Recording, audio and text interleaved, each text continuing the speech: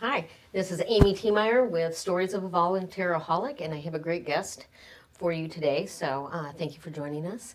This is Paul Seabaugh. Did I say it right? Very good. Well All done. right. So I always thought I'd like to start off with asking, did you grow up volunteering, or did you get the volunteer bug later in life?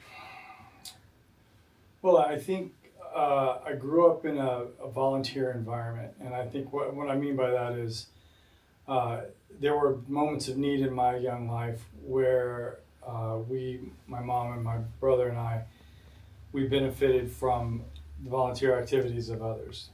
And then I think as soon as we were able to be a part of the volunteer community that gave, we did that. And oftentimes it was around our faith community, uh, but then it gradually got into other areas, you know. So yeah, I grew up volunteering in one way or another. Now, do you have a like something that you did in the volunteer space that was like that was so much fun, like one of your favorite volunteer memories? Oh gosh. Well, I've always been fond of Toys for Tots, so uh, it was, you know, when I became an active duty Marine, I think just as soon as I think you get to a duty station. In fact, it was here in the Pacific Northwest. Uh, as soon as you get as soon as you get to your duty station as a young Marine, you know they know that you fit into your dress blues, and they're going to send you out on your time off, and they're going to ask you to volunteer for Toys for Tots. But it's a lot of fun, you know. So I had a chance to do it here over in the Bremerton Silverdale area, uh, and um, and and it turns out I get a chance to do it here in this community this coming holiday season. So it's going to be interesting to see how it's evolved over time. So yeah, That's very cool. Are you going to wear your uniform? you know that's a challenge. I did talk to there's a former female Marine in my detachment here at the Marine Corps League, and she was just telling me that that's her goal is maybe not this year, she says, but soon she wants to be back in her dress blues, and she told me it was a pretty achievable amount of weight. So it made me think, you know what, that sounds like a pretty good challenge. So I think I might talk to her and see if we can't make it a more formal challenge. You know, if not between just she and I, maybe we'll get other people involved in it because it's not a crazy goal. I've actually been in my uniform in the last several years, 3 years or so. So yeah, it could be fun. That could be a good goal. Very cool. Yeah. Very cool. So currently, right now, you're volunteering with the Marine Corps League. Yes, I am doing that. And I was also I informally volunteer also with the Thurston County Veterans Court. So I have a chance to go over there, and once a week that docket is held, and so I'll go over there and sit through the docket and watch the court and the various state and county resources that are available. Not even that. It's, the VA is also there too. So it's resources from all different levels that are available to these veterans. So I do that, and let me see what else. I feel like I've been. Oh yeah, there's the Travis Manion Foundation. That's been a real journey. I'm very pleased to be doing that, and I feel like there's so much meat on the bone with that particular volunteer opportunity. Uh, it's hard to keep up with that, but yeah. Before that, it was also volunteering with other things in the community, Boy Scouts or youth sports with my son. In a lot of ways, you say, is that really volunteering? But yeah, it is. I mean, those Youth sports, I would say that's volunteering. because if the parents don't put in the time, then you don't get the outcome you want for the kids, your kid, whatever. Um, but yeah, and Olympia's been a great place to be a volunteer. I remember when I got off of active duty, I remember thinking to myself how happy I was to be settling here in the South Sound and in Olympia, Thurston County, and how much how pleased I was that I was finally going to be able to contribute to the fabric of a community, not just be moving every 2 years, you know. Right. And Okay. so I think now I've been here for 12 years, and so it's starting to feel like my community and a place where my volunteer efforts are a part of that, you know, that contribution. So For the it's been- fabric. yeah, Yeah. it's been fun. Very cool. Have you ever had experience with a volunteer group that and you don't have to say the group's name, but that you've walked away from? You're like, okay, I'm not going to volunteer with them again. Yeah, I'm sure I have, and as I speak here, I'll struggle to think of what it was. You know, I think in the Scouts, you know, here even in Thurston County, we had a situation where, you know, there's a number of different troops and you know, just different Scout organizations, and some of them run a little bit differently than others, and it's often the you know, that there's an organization for everybody out there, right? It doesn't, if you have a falling out in one, don't hold it against the entire organization. Go to a different pack. And so I think that, you know, sometimes you see stuff like that. You see oftentimes what really amount to petty conflicts. You see people kind of take it out in their organizational interaction, and then they'll wind up, there's a rift, and then people leave. You know, I've seen that sort of thing. But at the end of the day, I can't think of anything that I got into where I thought, this isn't what I thought it was, or something like that. Well, I think it's interesting with what you said. I think was a great statement. There's an organization for everyone. Like Yeah. that's one of the things that I really believe in is that there is an organization for everyone. And so even though they could go to another pack, to your point, you know, you can go to a different post, you can, for different types of organizations. I also feel like volunteering should be fun. Oh, yeah. And so if it's not enjoyable, Yeah. then, because, and I will take it back to the Travis Manion Foundation, we do a ton with kids. If you don't like working with kids, then we might not be, or, you know, our character does matter courses and stuff like that might not be the area for you. And I think it's powerful to know that, but it's even powerful for me to know that about my volunteers. I have a volunteer who told me that character does matter. He's like, not my jam. He's like, Operation Legacy, where we do service projects. He goes, he owns a restoration company, and he's like, that's what I want to do. Now, I can get him to talk about a character strength while they're painting a wall or Sure. doing something. And he's like, yeah, totally, that makes sense to me. Yeah. But knowing that and having that conversation helps me not overuse him in an area he doesn't enjoy, and make sure that I can, when I use him, I'm going to have him in the spot that he's going to enjoy the most. And so if I can do that, then he will do it again and again and again. And so I think that's a big part of understanding volunteering, because I think if I do it wrong, I'm going to just lose him. Yeah, yeah. You know, that part, you know, it's so interesting to have this level of discussion about inspiring people to volunteer, because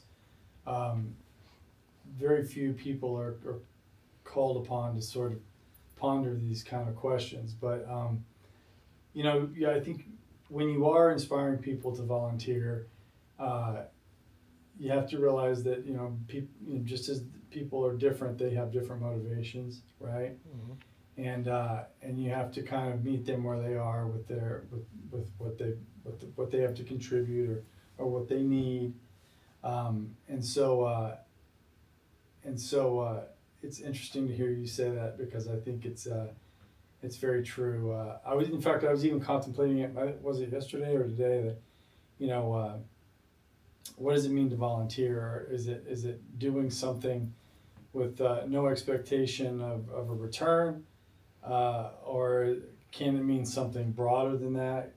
You know, so There's a Friends episode. I don't know if you're a Friends fan. Oh yeah, absolutely. That Phoebe is trying to say that volunteering is it altruistic? Yeah, for sure. Yeah. Is 100% altruistic? Yeah. And somebody was like, Without self-interest. no, it is absolutely like cyclical. And so this whole episode is her trying to give somebody something, and then she turns around, somebody hands her something, Yeah. and like she can't get away from the cause and effect. Yeah, yeah. And I do think volunteering should have a payout, as much as people don't like that phrasing.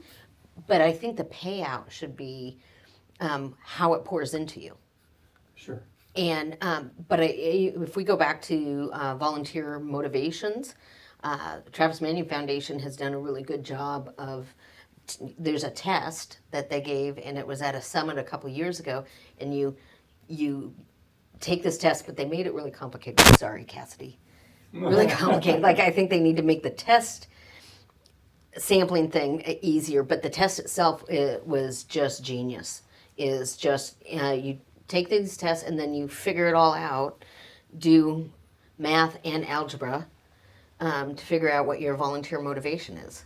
And I think, but also realizing any motivation is righteous. So even if you're motivated because you're trying to get a new job, that's actually a great motivation if you're doing it, well, right? If your motivation is social engagement, because volunteering should be, and hopefully is, safe spaces to engage with people. Sure. If your volunteer motivation is your value system, like all of these are great. There isn't one that should be more than the other. So your values are just as good of a motivation as for a job. And so I feel like if, here again, trying to build a kinder, better community, getting away from comparative superiority. All of the motivations are valuable, all of them. And I think there's one that is mental health motivation. Like, and I explained this as, like I feel really bad about myself, but when I volunteer, I know I'm doing one good thing. That's nice. Yeah. Right? And so that's a very powerful Yeah. motivation. And I want that person who's doing that to continue to do that. As we're trying to bring down suicide and improve our neighborhoods and all these things, we need all these motivators. Are you familiar with Viktor Frankl's Man's Search for Meaning? I am. Yeah. So it's not enough to have what is it? It's not enough to have a what to live for. We need a why also. Right. So yeah, that's good stuff. I was reading your book and I was wondering, how is it that you came to list these different volunteer activities? I mean, and why did you group them the way you did? And I was really interested in like, as I read the pages, I just kept thinking to myself, what made you write this all down? Well, I feel like there's two questions in there. Probably, yeah. I joined a networking group a number of years ago, actually right before the pandemic, and it's a really great networking group, and it's nationwide. And part of it is I felt like doing nonprofit work around here, I felt like we were going to the same ponds for money. It's the same political interaction, different things like that. And I was tired. Like, I love volunteering, and it was some of the joy was being sucked out, right? So then I was working for a mortgage company at the time, and I was actually doing I was the director of community involvement. So I was doing their nonprofit arm, different things like that. And my boss had heard about this guy, or he spoke at a conference. And so I joined this Steve Sims Distillery, and it was a happy hour. We did it like once a week, and we would have wine. He drinks old fashions and stuff like that, so it was after work. And you told inappropriate jokes. And so, but I'm in this room with these people across the country, and actually a couple people in different countries. And I was like, how I'm going to make myself stand out, and also figure out like what do I want from this group, right? So of course, because I'm very tasteful, I downloaded all these blonde jokes and I switched them to Marines. Okay, yeah, that works. And so every time there was a lull in the conversation, Steve would go, and Amy, tell us, like a one-liner joke or whatever. Yeah. And so then we had speakeasies. At the speakeasy, he talked a lot about writing your own book.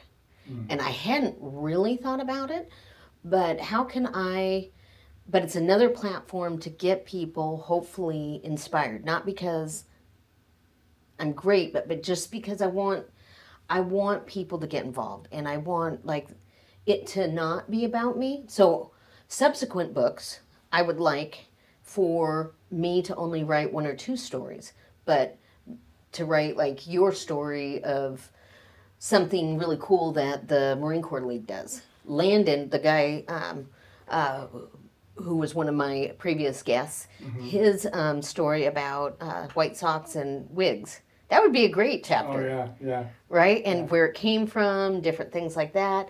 And so subsequent books are, like I said, aren't supposed to be my stories. They're actually supposed to be everyone's stories. Sort of like a Chicken Soup for the Soul, but for the volunteer world. Most volunteer books are written to board members and fundraising. I like what I found unique about your book, and what I like about it is it's such a long list of volunteer activities. Some are very unique, and some are just sort of regional adaptations of activities that go on all over the place. But as I was looking through your list and I was reading about what each one was about, it caused me to reflect that I have much more volunteer activity in my past, and even today and tomorrow. There are things that I do that I just didn't even consider to be like volunteer activity. But when I see it listed in your book, I think, well, first of all, I think, oh my, there's somebody that's as crazy as I am that's going to be like, I don't know, maybe I got time for more. Let me do a little more, But I think there's so much that we benefit by, just personally as we engage in work, but also for the community and make our community a better place. So. I have benefited exponentially because of volunteering. Yeah. Like I can't even tell you, but the relationships that I have, experiences that I've had, different things like that. But your second question was the order. So I paid a really neat guy to edit my book who is not military, because not that I feel like my book is a military book, but there's a lot of military lingo, a lot of military organizations, different things like that in it, and I wanted to make sure that a civilian who never served would understand different things. And so this gentleman he does editing, and I think he even does ghostwriting, but he is a middle school teacher trainer is kind of his background. Out of Florida, and so we went back and forth. So what I did when I was writing it is I just wrote at the end of the day with a glass of wine, one story at a time, and then I would go back and kind of edit myself the next day or that week. And so we goaled a chapter a week and different things like that, and then I would submit it to him. And then what he did is he actually printed the whole thing out, each chapter, and then tried to figure out. So he created the flow. Okay. Versus me, because I would get too OCD trying to make everything right, and so I just trusted. Yeah. So then my book had to be the manuscript had to be approved for Fulton Books, like publishing companies, and so going through, even though it was expensive, going through that, I think, is the reason why the company approved it. And then I feel like, so then it went through their editing process, and their editing process, I think, would have completely overwhelmed me had I not had a really good product. because you had to say like line 1203 should say and instead of but.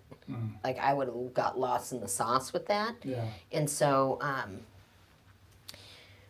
so for me that's why, so I just trusted that the person that I trusted could pick a flow, because I was Well, I trying to thought, figure it out and I couldn't.